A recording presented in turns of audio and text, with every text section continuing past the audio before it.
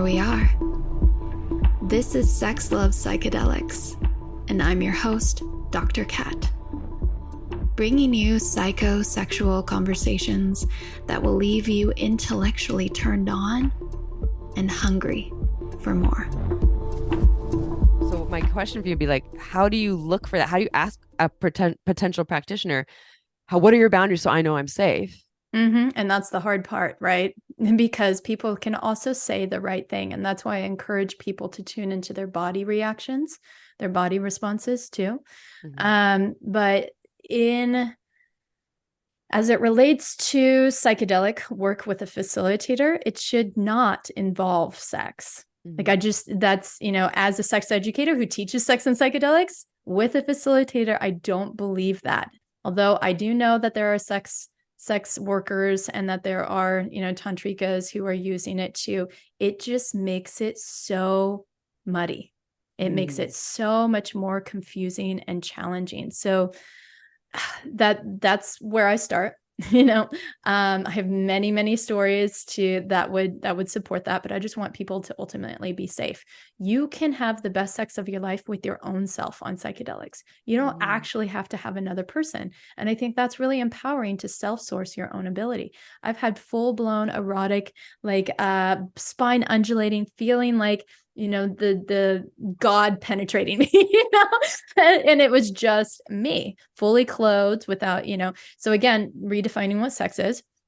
But then I also, as somebody is talking about what their role is for being a facilitator for your movement. If there's, I think April, you said God complex, if there's somebody who's saying, I'm going to heal you, that's a red flag. Tune into what that feels like, because we don't want somebody to disempower us by taking away our own innate healer, our own ability to heal our own self.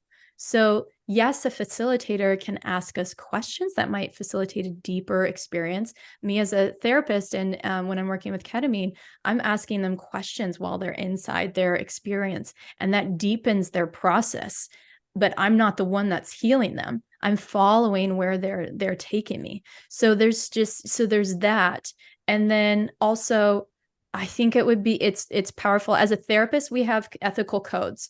I don't have dual relationships with my clients, meaning I don't have a relationship of friendship or a relationship of business or anything outside of the therapeutic container. And, most coaches and underground facilitators and shamans, they don't have those code of ethics. And so there can be the murkiness of what is this relationship between us. And I like to hold a clean container so that their projections can come up, and I can hold that, whether if I'm, a friend with them. That just makes it so much harder, because am I trying to preserve the friendship, or am I trying to help them in their own healing process? That's a great point.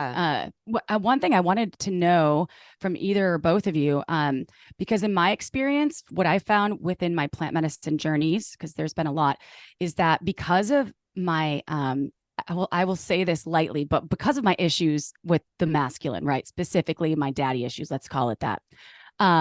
I have been able to go deeper with a facilitator that is a woman than I have been with facilitators that have been men. And I don't know if that is related, but because I always feel like I have to please the man. And so I will be like, oh, am I in trouble? Am I purging too much? Am I being too much? And I'll be in my head again.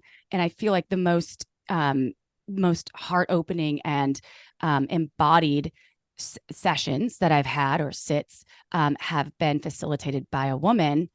And so I don't know if there's anything to that to say to the audience listening, if they have maybe issues one way or the other, maybe they could find a practitioner that feels more comfortable, even if they don't know. Like maybe I'll seek out a woman because I have triggers with dudes. I don't know. If either of you have anything to say, maybe it's just me. Could be. No, I think that's such a good question. And I want Amy to answer that too. But it's like, as a therapist too, when you are interviewing for therapists, some of us are drawn towards a female or drawn towards a male. And now that could be because of unprocessed, unfinished business that we have with our parental figures, or the archetype of the, father or mother.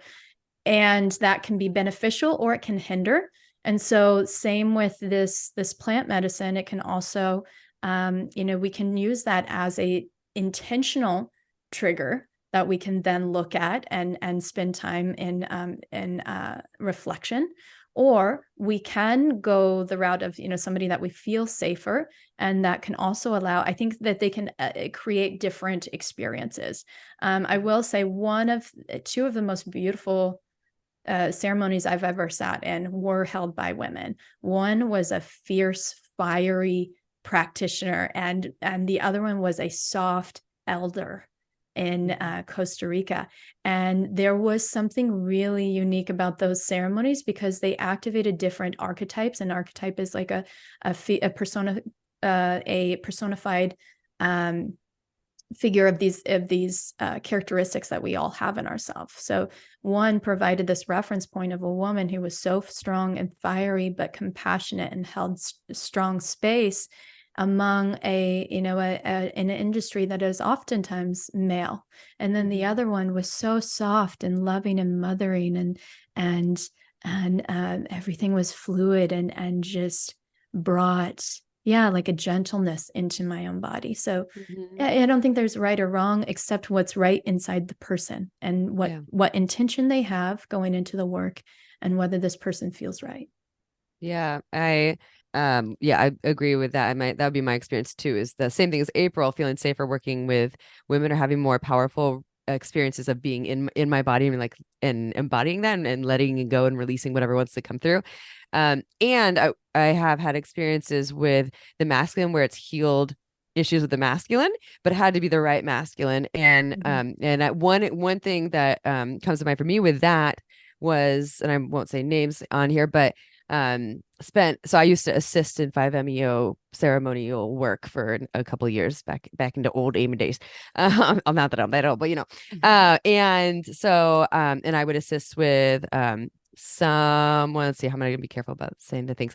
Anyways, so the person I would assist with, I'll just say I didn't feel very safe with, even though sometimes I would be sitting and they would be facilitating, that he would be facilitating for me.